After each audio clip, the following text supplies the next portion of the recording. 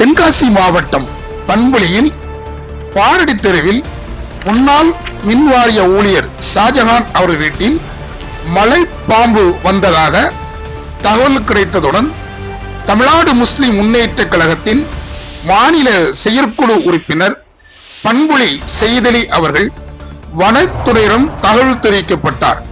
உடனடியாக வனத்துறையினர் அவ்விடத்துக்கு விரைந்து வந்து அந்த பாம்பை யாருக்கும் பாதிப்பு ஏற்படாத வகையில் கைப்பற்றி எடுத்து சென்றனர். இந்த செய்தி அந்த பகுதி மக்களில் பெரும் பரபரப்பு ஏற்பட்டது. தமிழ்நாடு முஸ்லிம் முன்னேற்ற கழகத்துடைய தொண்டர்கள் சேவையை அந்த மக்கள் பாராட்டி வருகின்றனர். எல்லா புகழும் புகழ்ச்சியும் இறைவனுக்கு. வாழ்க வளமுடன்.